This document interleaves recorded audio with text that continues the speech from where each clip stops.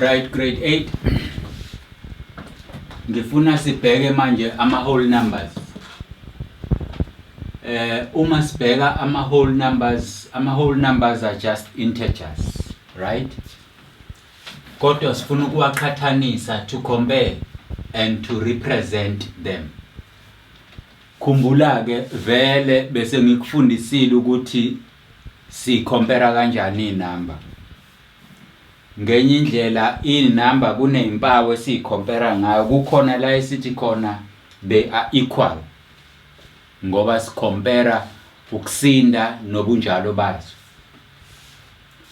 Kodwa kuthiwa siwa compare wona asiwaqhathanise ama-whole number nani siwaqhathanisa esebhalwe in an exponential form.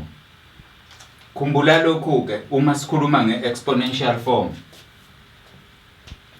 Uma sikhuluma nge-exponential form kukhona lento esayifunda earlier ethi uma ngabe ngikunikeza inamba leyo number ine exponent yonke leyanto ibizwa ngokuthi it's a power. Bese kuthi lokho okuncane inamba encane lapha phezulu siyibize ngokuthi it's an exponent.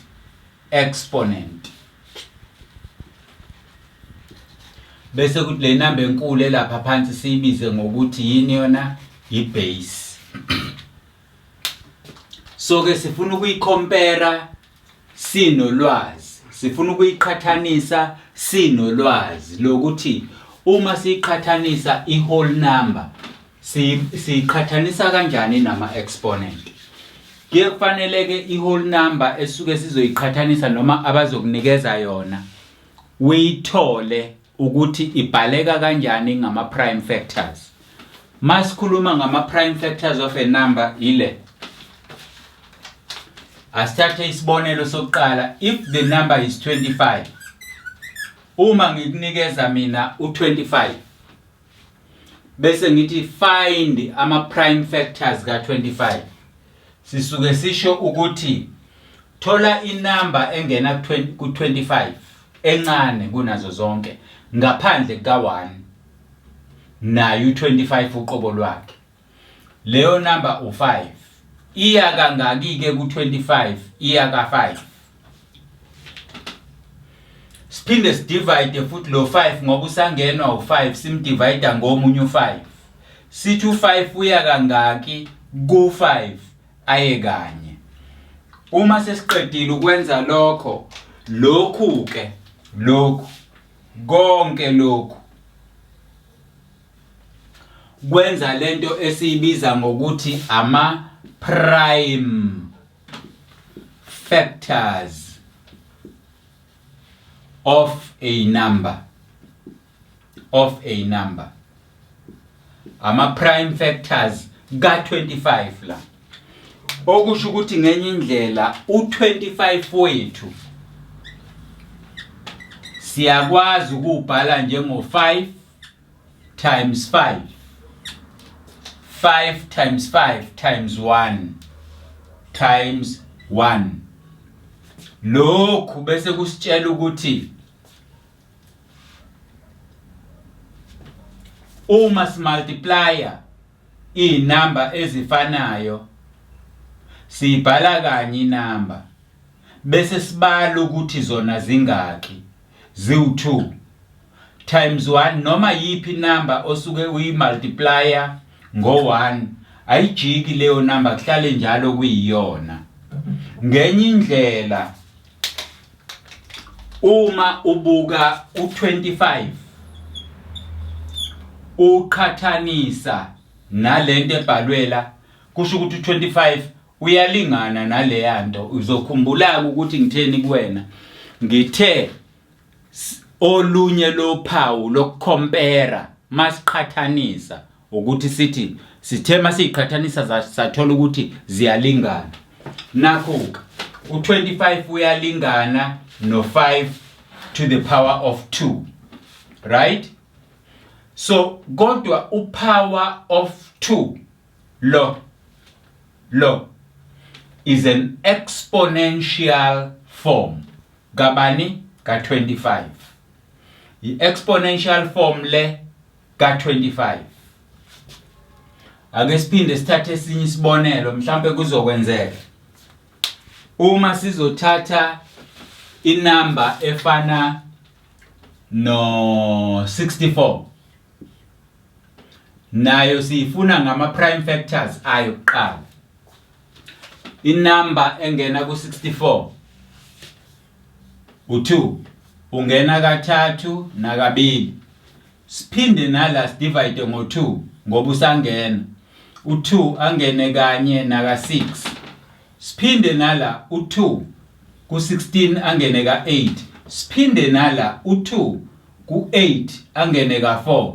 Nala masiphinda u2 ku4 uzongena kabili. Nalapha siphinde sifuthi sifaka u2 angene kanye ku2. Bese sithi ke u64 unama prime factors akhe. Ama prime factors ka64 ubani? O2 kodwa bangaki? 1 2 3 4 5 6. Kusho ukuthi simultiplier O2 baze babe u6.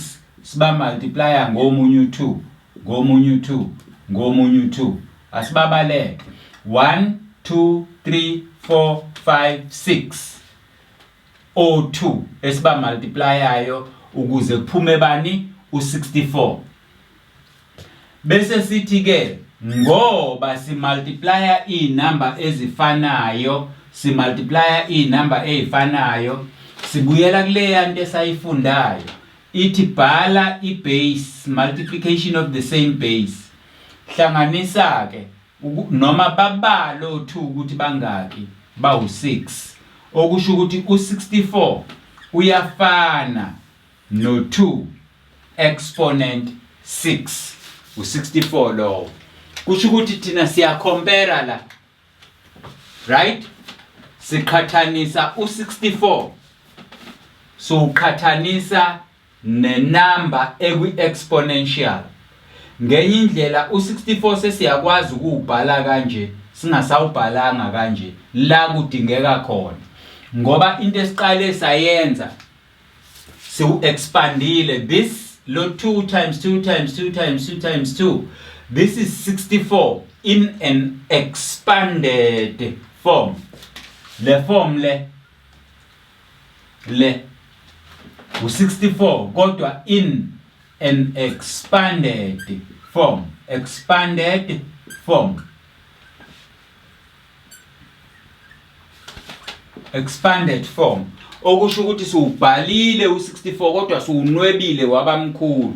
In this case mase siubhale kanje sesiudenote noma siukhombisa ngokwama exponent u64. Kodwa ukuze sithole ukuthi u64 ubhaleka kanjani ngokwama exponent, siyawudivide, sifuna inamba nje ezongena ku64 ngaphandle ka1 kodwa leyo namba ayibe ncane ingene ku64 kungasali remainder. Therefore u2 ungena ku64 ka6 ka 2 to the power o2 abasinikeza u64 bawu6. Therefore u64 siyakwazi ukubhala represent as 2 to power 6. Ake siphinde sibheke enye inamba. Uma enye inamba bekuba 81 nakhona sizofuna ama prime factors ka81. Inamba engena ku81 kungasali lutho encane kunazo zonke. U1 uyangena ku81, u3 uyangena ku81 I believe. Right? Must divide ngo3 la, u3 ku8 ungena kabili. U3 ku8 ungena kabili. Kusale u2 bese sithi 21 angene ka7. Siphinde sidivide ngo3 la, u3 ku21 angene ka7. Right? Okusho ukuthi uma sizo representa u81 si representa ngobani? Okay, ake sibuke la. U3 ku8 uya kabili kusale u2 into 21 u3 ayeka 7. But ku21 u3 uya ka7. Anti ayibona leyo nto. Kodwa u3 la akasangeni la u3. Ngoba ma udivide ngo3 la uzoya kabili kusala iremainder u1. Ngenye indlela 3 times 3 kuzosinikeza yini? 3 times 3 is 9 times 7. Ngeke u9 times 7 asinikeze u81. U9 times 7 is a bit because u81 u9 times 9. Athi ayibona leyo nto. Ake sibuke ukuthi enye indlela yokuthola ama prime factors ka81. U81 sunikezwa u9 times 9 but u9 sunikezwa u3 times 3. Kanjalo no9 omunye sunikezwa u3 times 3. Okusho ukuthi bawu4 or 3 okufanele mabe sinikeze bani u81.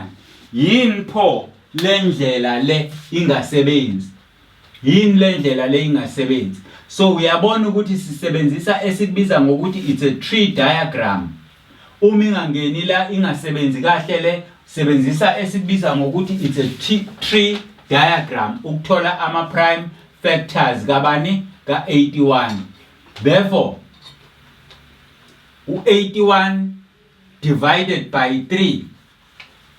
81 divided by 3 is 27.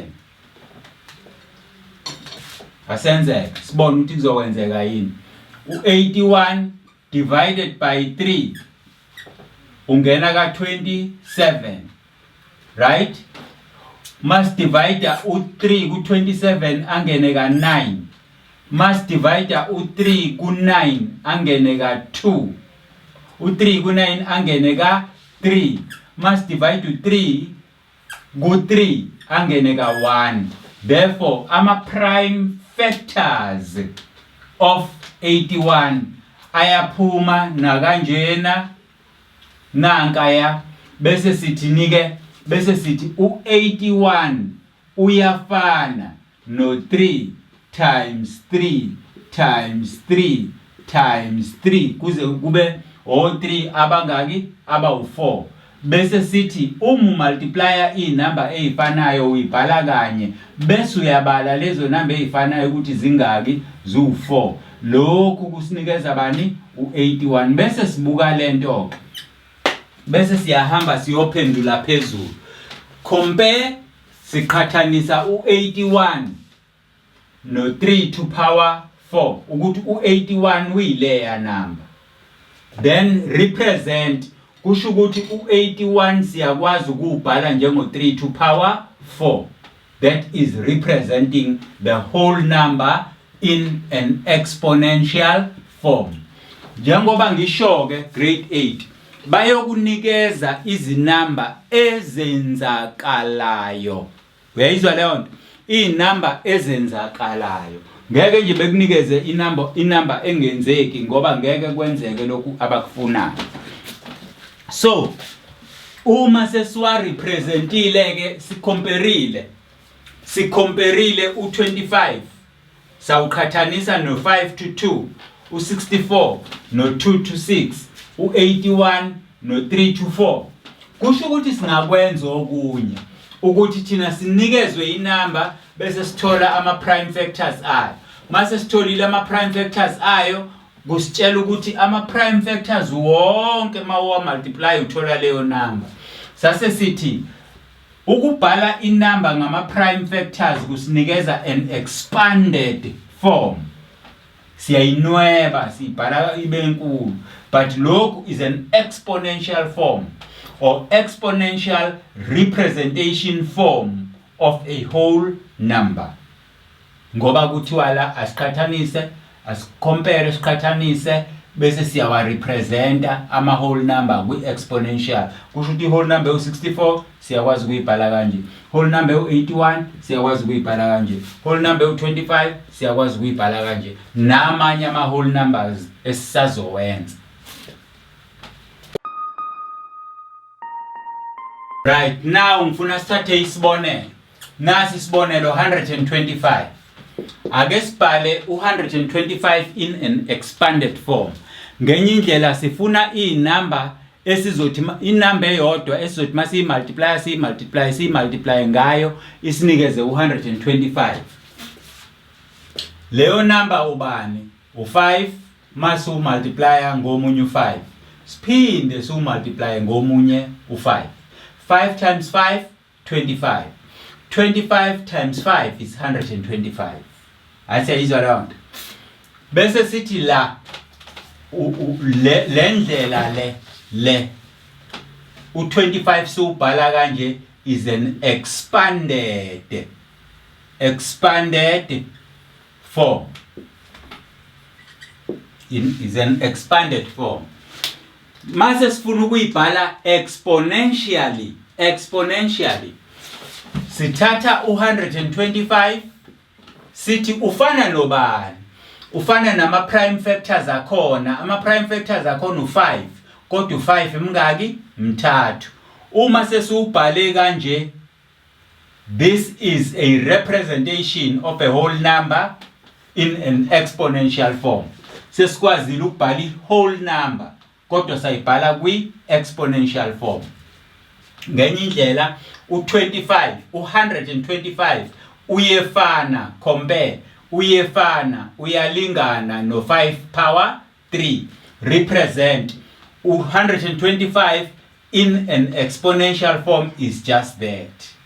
Ayizwa lento in short. So ake sithathe enye inamba sibone ukuthi izinto ziyenzeka yini.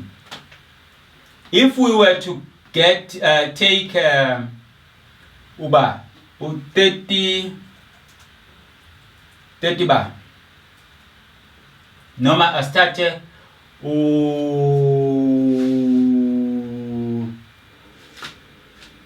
ubani inamba esingayithatha asithathe u100 masithatha u100 in an expanded form uyefana no 10 times 10, right? Le expanded form ka100 masubhala sunwebe u100 unje. Kodwa lokhu kusho ukuthi u100 uyefana no 10 bangako 10 bawu2 mase subhale kanje u10 u100 usuku exponential form. Bayayizwa abantu into engisho 100 usuku exponential form. So this is an exponential form, this is an expanded. This is an exponential form, this is an expanded. Siphinde sithathe enye inamba senze ngayo isibonelo. Uma sithatha enye inamba senze ngayo isibonelo it's 1000. U1000 iziphi lezi inamba ezifanayo ezisinikeza u1000? U10 times 10 times 10. 10 times 10 is 100. 100 times 10 is 1000. So the form esibhale ngayo la is an expanded form, right? Siyawuqhathanisa la u100 uyafana nalokhu comparing. Uyafana nalokhu. Siqhubeke siqhathanise u1000 uyafana no10 kodwa u10 bangaki bawu3. Uma usuqhathanisa kanje uthi lo 1000 uyafana naleyando kusho ukuthi ngenye indlela u1000 uyakwazi ukubhala kanje endaweni ya length uyakwazi ukubhala u1000 endaweni ka1000 uyakwazi ukubhala u10 to power 3. So this is a representation of a whole number 1000 but written in an exponential form. Bayayizwa abantu? So into engizoyenza ke njengamanje yile ngizokunikeza umsebenzi walento. Inamba engizokunikeza yona ngizofuna wena uyicompare. Uzobe uyicompare yona ne-expanded form yakhona. Mawusu uyitholile yona ne-expanded form yakhona ukuthi iyalingana, then busu uyayirepresenta leyo number in an exponential form because leyo number isuke i-whole number kodwa mina ngifuna wena uyibhale in an exponential form like here u-1000 u-10 to power 3 that is 1000. So asambeke ngiyokuzamela umsebenzi.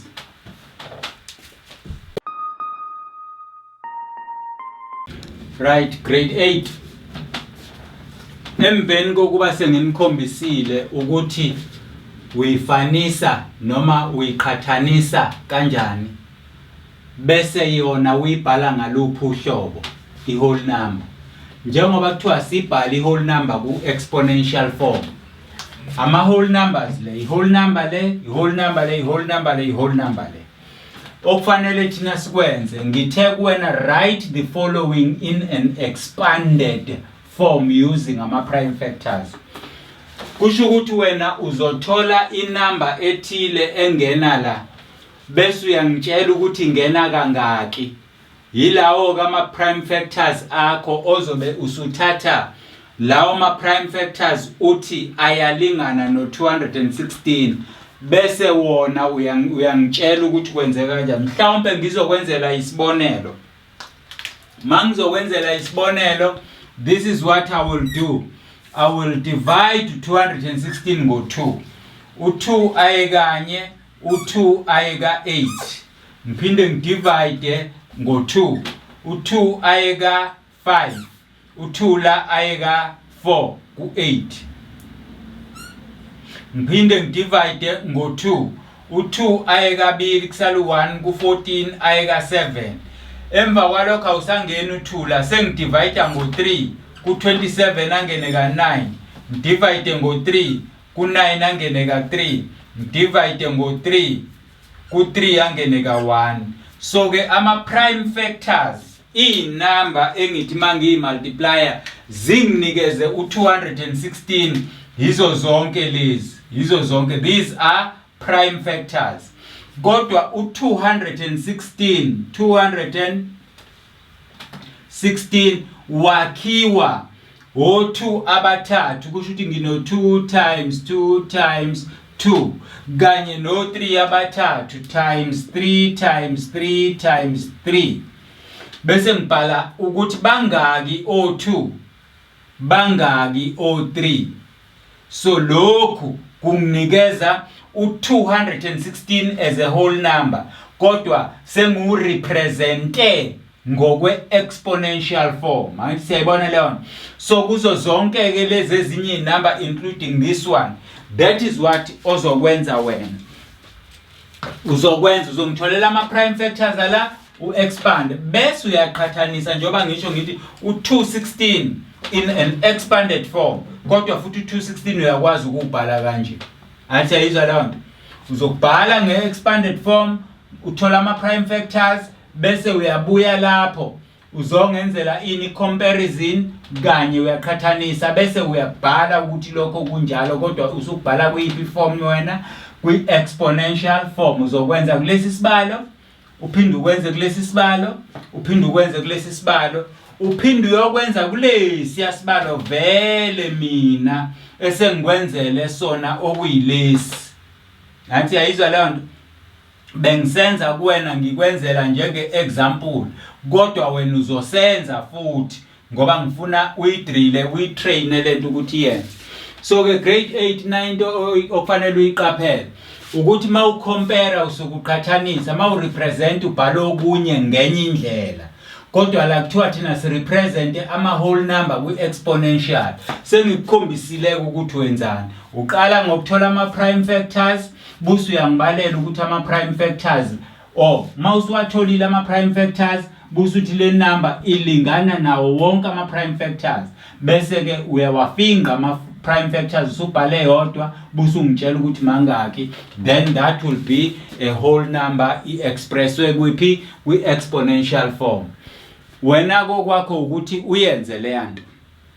Lalela into engikutshela yona uyibuke ngesikhathi ngiyenza bese uyayenza nawe.